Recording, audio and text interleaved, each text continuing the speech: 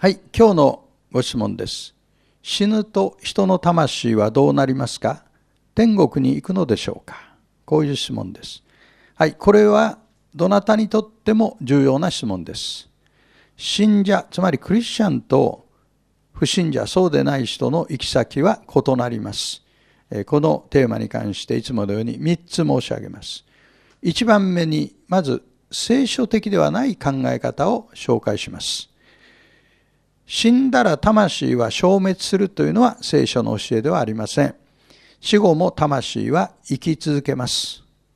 さらに死後、魂は最後の裁きの時まで眠りにつくというのも聖書的ではありません。さらに死ぬとすぐに神の裁きを受け、天国か地獄かのどちらかに送られるというのも聖書の教えではありません。では聖書は何と教えているんでしょうか。それを今から見ていきましょう。はい、今日の2番目のポイントは、では信者の魂がどうなるかについて説明します。信者は神との平和を持っていますので、死ぬとその魂は直ちに天に上げられます。天とは聖書ではパラダイスと呼ばれているところで、キリストがそこにおられます。信者にとっての死は肉体を離れて主の身元にいるということなのです。第2コリント5章の8節ですね。そして終わりの日に信者は栄光の体に復活します。その時信者の魂は復活の体と合体しますね。その状態で信者は復活の体を持って新しい天と新しい地に永遠に住まうようになります。新天新地、これが信者の対の住みかということです。3番目に、では今度は不信者の魂がどうなるかについて説明します。